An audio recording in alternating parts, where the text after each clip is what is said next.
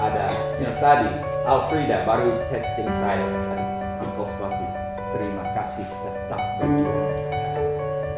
Alfrida adalah anak saya. Nah, mungkin ya.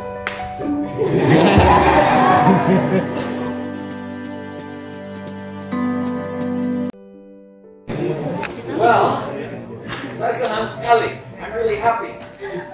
Because you're all talking a lot. Berarti masih ingat banyak atau cerita yang lain? But I hope it was ayat-ayat itu yang Jose baru pakai. Kalau lanjut baca ayat berikutnya 2 itu cukup tajam. Dan sebenarnya itu harus buat komentar.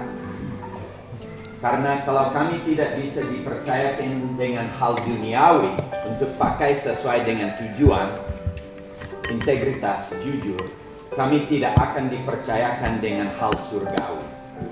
Hal surgawi itu apa? Jiwa-jiwa, anak-anak kami. Dan lihat ayat ini. So kalau kami mau anak-anak kami, generasi berikut masuk surga, kami harus setia dengan uang. Kami harus jujur dengan barang, dengan mobil, dengan spidol, dengan tinta, dengan kertas. Right, so that's kind of the ajaran, dan itu cukup tajam. Dan kami akan bahas ini. Kenapa kami pilih tema dengan kata penatalayanan. Tapi kalau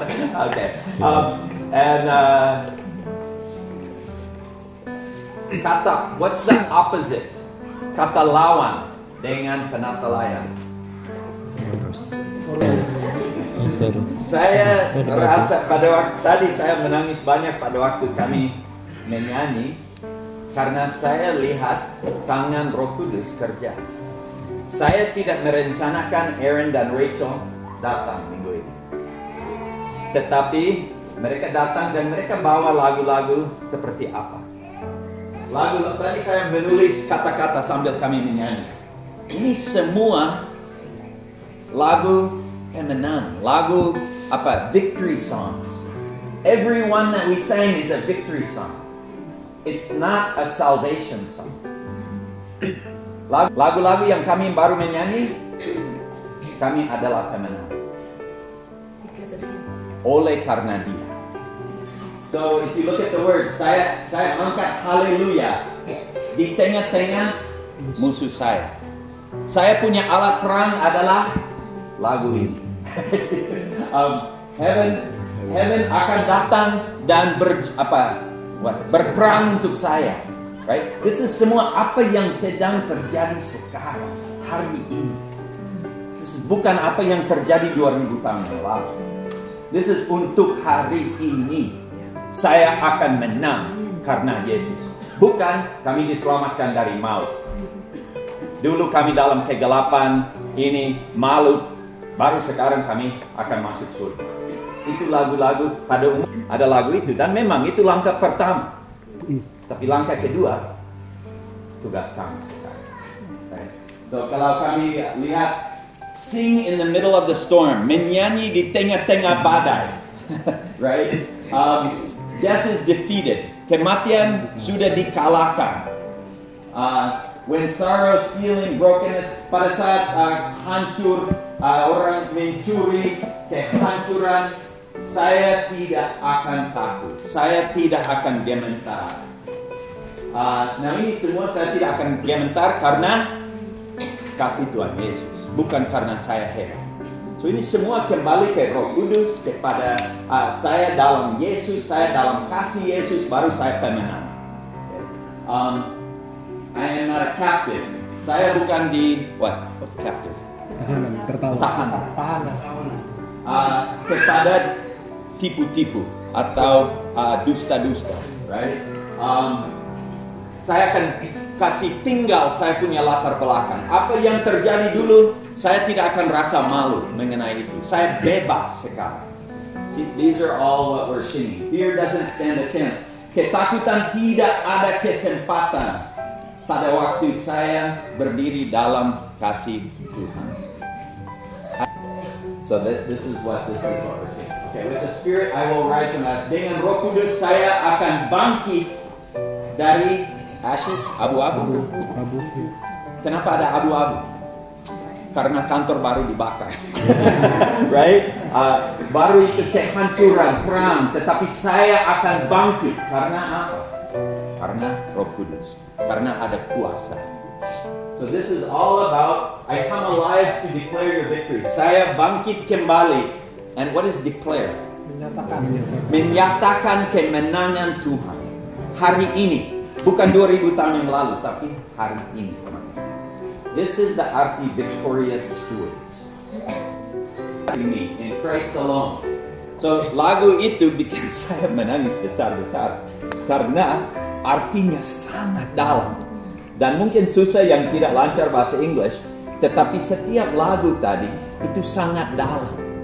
Itu bukan hanya puji-puji Tuhan, begitu. Itu baik juga. Tetapi kami juga perlu dua-duanya. Hanya makan kerupuk saja itu baik, tetapi tidak akan kenyang. Kami perlu ubi, nasi yang akan memuaskan kami. Dan in Christ alone, what does it say? Every verse at the end, it says, saya berdiri. Saya tidak berbaring. Saya berdiri. Orang yang berdiri berarti dia siap berjuang, siap buat sesuatu. It doesn't say saya duduk. Doesn't say, it says saya berdiri. And kenapa kami bisa berdiri? Karena kekuatan Roh Kudus yang ada di dalam kami. Bukan karena saya berdiri. So I want you to think about that. So our salvation songs. Ada lagu-lagu mengenai Juru Selamat datang dan selamat kami dia. Dan itu langkah pertama. Pada waktu saya tanya misionaris, kenapa kalian ada buat program pemuridan apa? Mereka semua jawab. Zaman kami tidak pikir pemuridan. Kami hanya tugas langkah pertama, penginjilan. Penginjilan itu seperti pada waktu kami terima Yesus sebagai juru selamat, itu untuk siapa? Itu untuk saya. Fokus semua, saya tidak mau ke neraka. Saya tidak ada harapan, saya butuh bantuan. Saya status bayi. Dan saya perlu juru selamat yang bisa selamatkan saya. Saya bukan dewasa. Saya hanya status bayi. Pemuridan menciptakan dewasa yang siap berjuang untuk Yesus, siap bangun, siap buat sesuatu, right? So kalau kami hanya ada penginjilan, kami masih semua status bayi. Kami perlu menjadi status dewasa. Dewasa siap memberi, toh? Anak-anak memberi, biasanya mereka hanya minta-minta. So kami bisa menilai diri sendiri. Saya status dewasa, saya siap berjuang, saya siap korbankan diri untuk kebaikan orang lain, atau saya hanya pikir mengenai diri sendiri. Satu itu laki-laki, Kristen sungguh-sungguh yang setia kepada Yesus. Pada waktu mulai ada tembakan, dia langsung tarik dia punya istri dan anak, dorong mereka ke bawah, dan dia berbaring di atas mereka. Dia ditembak dan dia mati. Itu dewasa, right? Dia siap mati untuk melindungi dia punya istri dan anak. Itu apa yang kami butuh di kerajaan Tuhan. Orang yang siap mati untuk Yesus, siap mati untuk orang lain. So when we talk about pahlawan, what is a hero? Who or what do they represent? Pada waktu kami bilang hero, pahlawan mewakili siapa?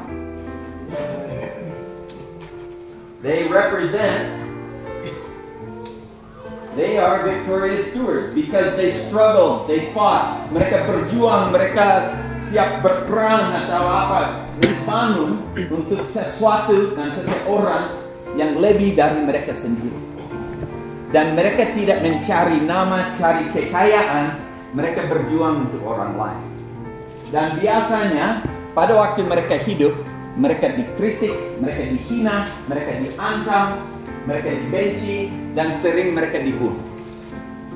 Setelah mereka meninggal, baru mereka dihormati.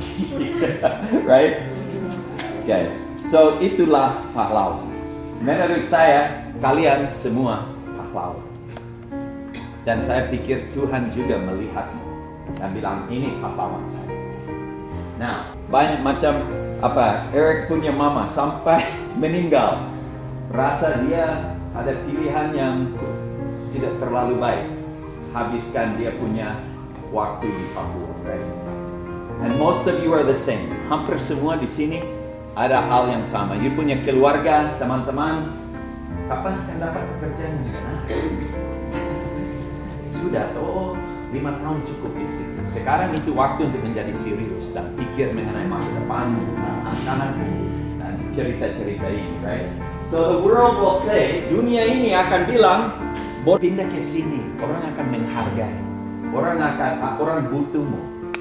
This is apa yang kita semua mendengar. Heidi dan saya dengar, kalian juga dengar. This is what the world is saying. The world will say, urus diri sendiri, keluargamu, sukumu, bangsamu. Move, move, move. Itu bunyi sapi di negara.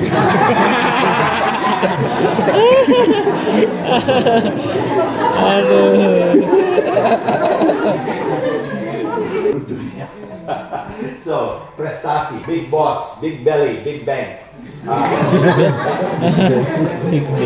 Big boss, perut juga besar, rekening di bank juga besar.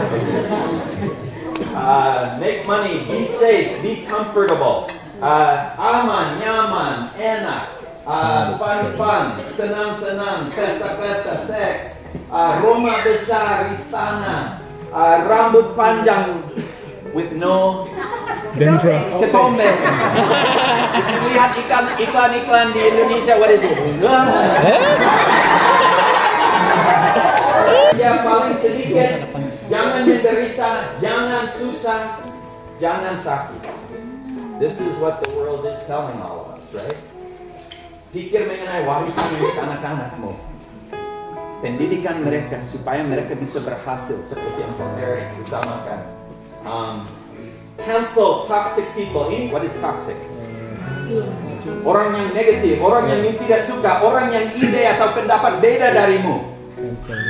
Cancel itu apa? Tidak usah dengar mereka, jaga jarak dari mereka, jangan bicara dengan mereka, usir mereka. Right? Kalau kami buat itu di sekolah kami, akan ada berapa anak di kelas? Yesus bilang ini, does Jesus say this? Mengasihi mereka, mendekati mereka. Itu tetangga yang harus mendekati. So all of these things the world is going to tell you, are they what Jesus tells you? We want to find people who make us feel good. I'm going to kejar waktu here, sorry, we started a little bit late. So, Jesus, upside down kingdom. Have you heard this? So, what is it? Kerajaan terbalik. Apa yang duniawi akan ajar itu terbalik dari apa yang Tuhan akan ajar. Nah, ini susah karena kami selalu akan melawan arus. Dan dunia akan selalu coba masuk dalam kerajaan Tuhan. 1 Korintus pasal 3 ayat 19. For the wisdom of the world is foolishness to God in God's sight. Kebijakan duniawi ini adalah foolishness, kebodohan menurut Tuhan. 1 Corinthians 1:18. The message of the cross is foolishness to the world. Injil dan salib adalah kebodohan menurut dunia. And this is, you have to be ready for this. Pada waktu tapi saya percaya Tuhan. Kalau saya setia dengan apa yang Dia memberi, Dia akan urus. Dan pada waktu saya jawab itu kepada orang di situ, mereka bilang apa? Oh, iman luar biasa, seperti hormat. No, mereka bilang, oh, bodoh.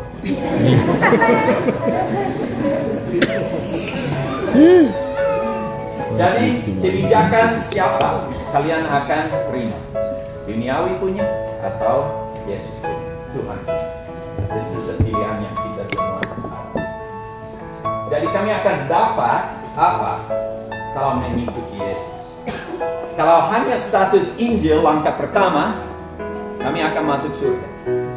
Tetapi dunia ini kami akan menderita, susah, dan tidak akan ada bahagia, tidak akan ada damai. Just tahan saja sampai masuk surga.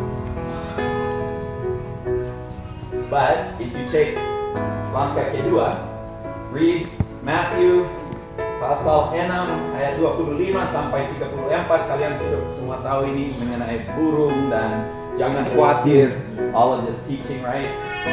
Tuhan sudah tahu apa yang Heidi dan saya butuh. Di Amerika sekarang orang-orang hidup sampai umur 90 tahun. Mereka pensiun pada waktu 65 tahun. Jadi Uncle Wayne punya pekerjaan. Kenapa sekolah ini bisa jalan? Karena Uncle Wayne bantu biaya kami.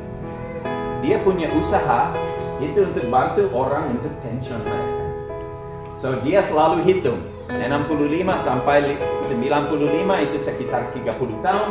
You akan butuh paling sedikit 600 juta satu tahun untuk hidup di Amerika. So kali 30 tahun, you harus simpan sekian banyak. Right? That's pola pikiran. Well, mungkin saya akan ditabrak oleh truk pada waktu saya umur 60 tahun. Siapa tahu berapa lama saya akan hidup, right? Tuhan yang tahu. So, kenapa saya akan khawatir mengenai 30 tahun yang saya tidak simpan cukup untuk pensiun? So, God knows what we need, and He takes care of our needs. Saya percaya itu atau tidak? Nah, ini bukan berarti saya bodoh-bodoh tidak simpan apa-apa. Saya simpan sebanyak kami bisa.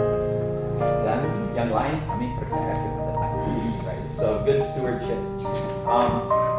And kebutuhan itu apa? Nanti itu PR. Motor CRF itu kebutuhan kan? Itu keinginan. Right? Sandal swallow mungkin itu kebutuhan. Right? So kami harus menilai kebutuhan sesuai dengan mata Tuhan, bukan sesuai dengan saya punya definisi. Okay, this is the trick. I have to seek first His kingdom. Di ayat-ayat itu dia bilang, what is seek first His kingdom? How would we translate that?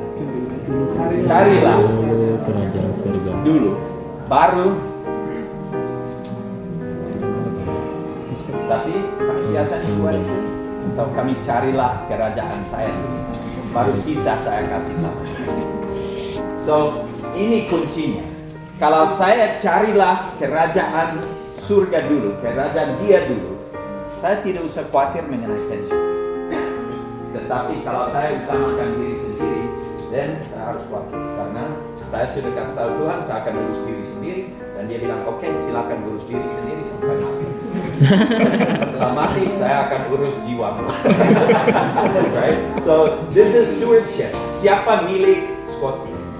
Scotty atau Tuhan? Kalau Tuhan, Tuhan bertanggung jawab. Kalau Scotty, Scotty bertanggung jawab. What I want is what He wants. He is the master. He is the boss. He is the director. Dia adalah Tuhan. Dia adalah bos. Dia adalah director. Dan saya adalah penata layanan. Dan saya harus buat apa yang Dia mau setiap detik, setiap hari, seumur hidup saya. That is victorious stewardship. Nah, ini sangat sulit, right? Dan jangan pikir saya sudah sempurna di area ini. Setiap semester saya pilih satu area lagi yang saya mau Dia kuasa. Sekarang kalau kami hitung area-area apa di dalam kehidupan kami yang kami masih milik dan belum memberi kepada Dia, pasti ada ratusan. Tapi setiap semester pilih satu. Kesombongan saya, kekhawatiran saya, uang saya, waktu saya, spidol saya. Whatever it is, we say, okay, semester ini saya akan usaha untuk memberi area ini di dalam kontrol Dia. So, tahun ini itu kemarahan saya. Dan Dia berusaha dan bantu saya. Selama saya disiplin diri setiap hari, Dia juga bekerja. So, this is what we're talking about here. Does that make sense? So, ini adalah dasar untuk menjadi victorious steward, adult Christian warrior for God. Bicara dengan teman supaya saya tidak hobi terlalu lama. Apa penting bagimu dari slide-slide terakhir ini? What is important for you that you've gotten from this? We have to kejar waktu. One thing that I love, satu hal yang saya sangat senang melihat di dalam komunitas kami is bayi yang pindah-pindah alamat.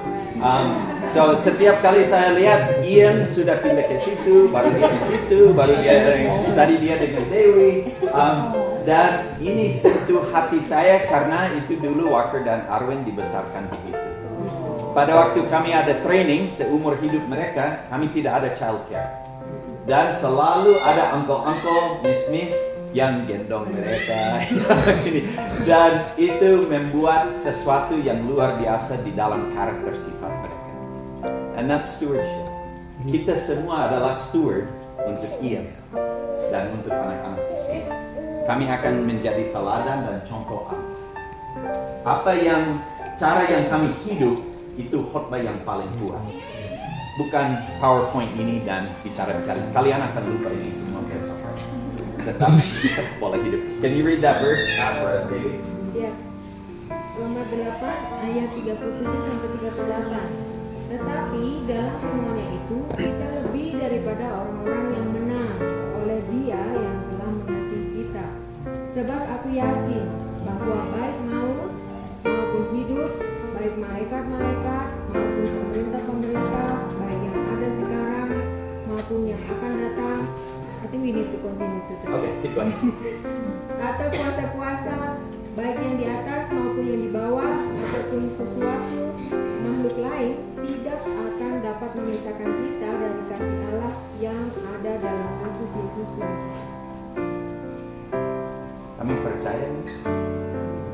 Dan saya lihat Aki Logo dan Nita, mereka hidup ayat-ayat ini selama 20 tahun. Setiap kali saya kunjungi mereka, mereka tidak punya apa-apa. Dulu sangat sulit. Saya ke rumah mereka satu kali, ada 20 anak jalan yang tidur di rumah mereka. Dan mereka tidak ada makanan cukup untuk hari ini. Tetapi mereka percaya bahwa Tuhan akan melengkapi. Dan mereka adalah, what is the word, conquer? Lebih dari pemenang. Dan tidak pernah menyerah. Sekarang Nas dalam keadaan sulit sekali. Dia bisa percaya ini atau dia akan angkat tangan dan menyerah. Saya tahu perasaan itu karena banyak kali seperti Priscilla tadi sharing kemarin, right? Kami sering mau menyerah karena terlalu sulit. Jadi ini kembali ke apa yang kami percaya. Kami betul-betul percaya bahwa kami adalah lebih dari pemenang atau kami akan angkat tangan dan lepas tugas dan harap orang lain akan masukkan ganti. So this is where we are. Are we the winners? Kami adalah pemenang. Kalau kami pihak Tuhan, kami pemenang. Ini bukan berarti bahwa saya tidak akan dibunuh. Kami dalam perang dan kami tentara. Dan dalam perang banyak orang mati, banyak orang menderita, banyak dihina, right? So, but pada akhirnya kami akan menang dan saya mau jadi pihak pemenang. And I think all of you have that. We have power over Satan and the evil spirits if we are the stewards of the Holy Spirit. Let's keep going here. Yesus mengajar dia punya murid bagaimana cara untuk menjadi victorious steward. Now, Yesus tugaskan dia punya murid-murid untuk pergi pelayanan tanpa dia. Right? Sebelum dia mati di atas kayu salib, mereka sudah ditugaskan. Mereka jadi pemenang dan penelayan dengan tugas yang dia memberi sebelum dia mati di atas kayu salib. So kami di sini selalu fokus ke salib. Itu penting. Tetapi Yesus punya kehidupan lebih penting daripada salib. Salib hanya pasal terakhir dia di dunia ini. Sebelum kami lanjut ke pasal yang berikutnya. So I want you to think about, Yesus punya murid adalah pemenang sebelum darah Yesus ditumpah. So John 14 verse 15, kalau kami mengikuti perintah Yesus, kami adalah penapelayan, kami dipercayakan. So Jesus says to his disciple, Yesus ajar dia punya murid, kamu adalah teman saya kalau kamu mengikuti perintah saya. So nomor satu, bagaimana bisa dapat kuasa Roh Kudus di dalam kehidupanmu? Ikutilah perintah Yesus. Kami mau terima Yesus sebagai juru selamat, tapi kami tidak mau ikut perintah-perintah. Right? And kami masih lebih suka gosip. Kami masih pelit. Kami senang dengan ego, cari nama. Ini semua melawan perintah Yesus. So we have to follow His. And then verse 16-17 says, ayat 16-17, minta penolong. Penolong atau advocate. What is advocate? Advokasi. Kalau saya, so Roh Kudus ada banyak nama di Perjanjian Baru. Advocate itu satu nama. It's different than that. Pembela. Berarti yang ada kuasa lebih dari saya yang bisa menolong saya.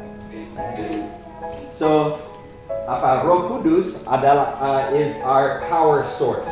Baru dia akan datang bantu menolong dan mengisi kami.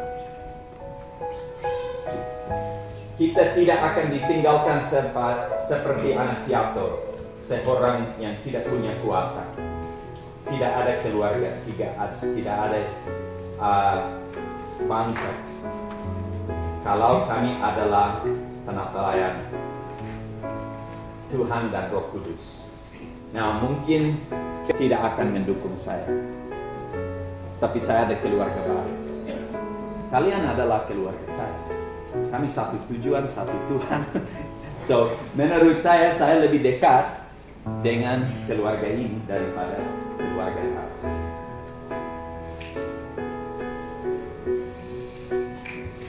Ayat 13 di situ, penguasa dunia, ia tidak berkuasa atas diriku. And if He is in us, then we're. Jadi kalau Roh Kudus ada di dalam kami. So ini adalah dasar. Kami percaya siapa lebih kuat? Tuan tanah, iblis, atau Tuhan? Kalau kami selalu takut iblis, dengar burung pada malam lewat langsung siapa akan mati? Dipercaya Roh Kudus ada di dalam. Orang bilang awas kok, sesuatu akan terjadi. Jelas sesuatu akan terjadi.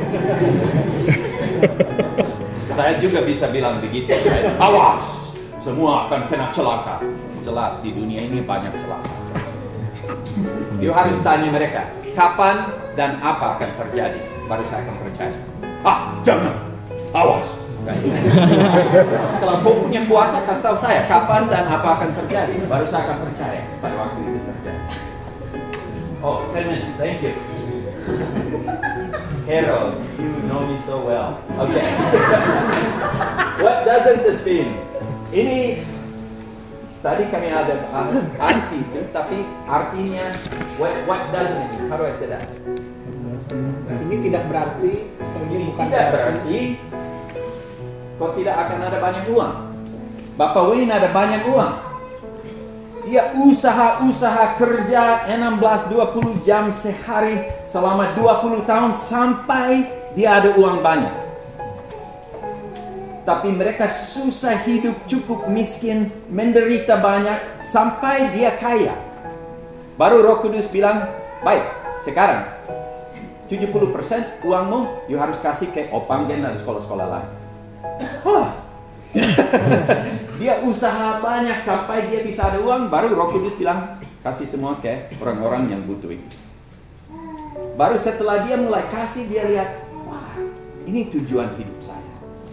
So, Ini bukan berarti bahwa kamu tidak akan ada uang atau motor atau rumah yang bagus, tetapi Tuhan mau pakai itu untuk kerajaan Dia, bukan untuk kesenangan saja. Ini bukan berarti bahwa kamu tidak akan menikmati kehidupanmu. Dan saya melihat orang yang sudah betul-betul lepaskan hak diri sendiri ke tangan Tuhan jauh lebih bebas. Merdeka dalam Tuhan, itu yang ada arti dalam. Orang-orang ini ada penuh dengan sukacita, dengan tujuan. Mereka rasa sangat puas dengan apa yang ada. Tertawa banyak, rasa damai. Dan mereka bebas dari ketakutan, kekhawatiran, dan ketidakmampuan. You won't have children. Yang bujang-bujang ini, right? Mungkin, tetapi Tuhan akan memberi banyak anak-anak kepadamu. Ada yang tadi, Alfreda baru texting saya tadi, Uncle Scotty, terima kasih tetap berjuang untuk saya. Alfreda adalah anak saya, right? Nah mungkin, ya.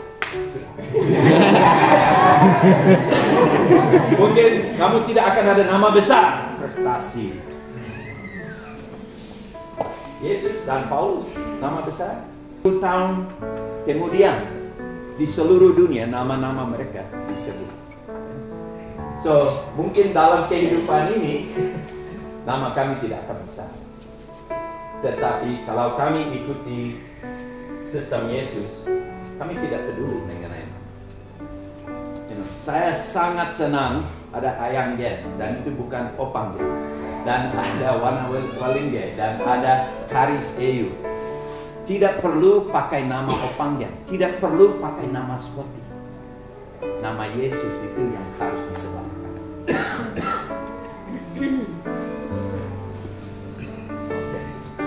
Yang terakhir ini, you won't fail. Kalau Victoria Stewart berarti kamu tidak akan gagal. Tidak mungkin. Kami akan gagal terus, tetapi Tuhan akan memakai kegagalan itu untuk buat sesuatu yang indah. Heidi dan saya 3 tahun pertama dalam pernikahan kami, setiap minggu saya pikir saya harus bunuh dia atau bunuh diri karena tidak ada harta. Kami menderita luar biasa kegagalan dalam nikah kami. Tetapi lewat itu kami ada hati untuk suami istri yang struggle.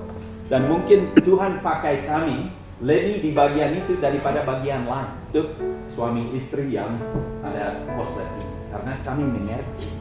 So Tuhan pakai kegagalan, dosa, kekurangan kami untuk membuat sesuatu indah bagi kita.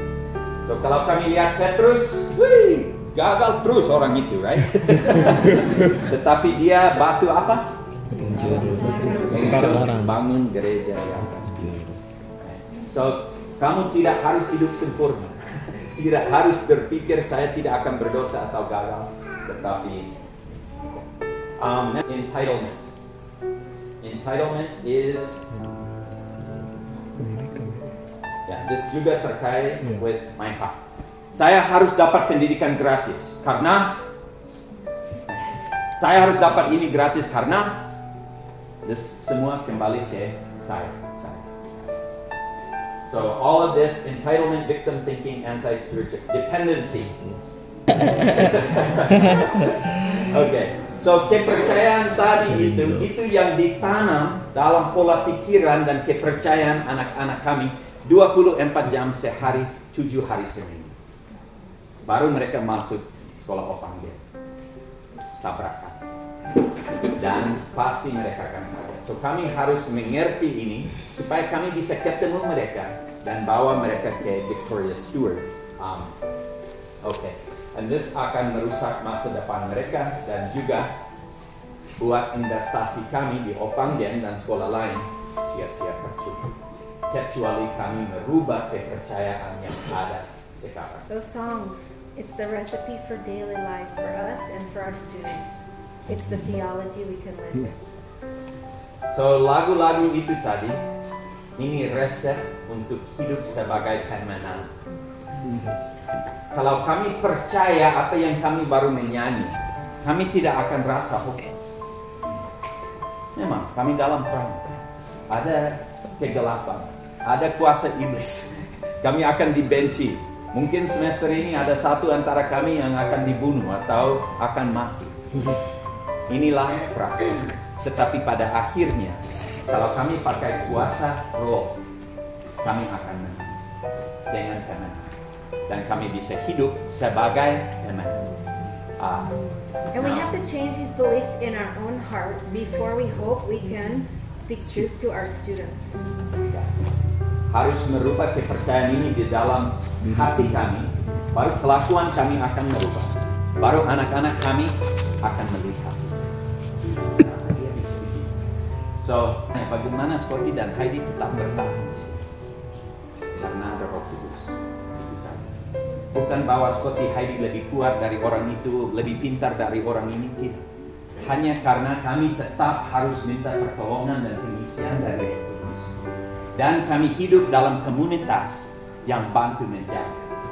Pada waktu saya mulai mengeluh atau saya punya waktu habis, Hero akan angkat tanda 10 menit lagi. Intinya, pada waktu saya mulai belok ke kanan atau ke kiri, ada teman-teman yang bilang, Scotty, jangan, harus ikut jalan. Kalau kami hidup dalam accountabilitas yang bantu kami untuk tetap pilih ini, baru kami bisa. Sendirian, kami tidak ada harapan. Dalam komunitas yang tetap ingatkan kami bahwa saya adalah pemenang, Roh Kudus adalah kuasa saya, baru dengan itu kami bisa. Oke, sudah khotbah panjang. Let's have our break time.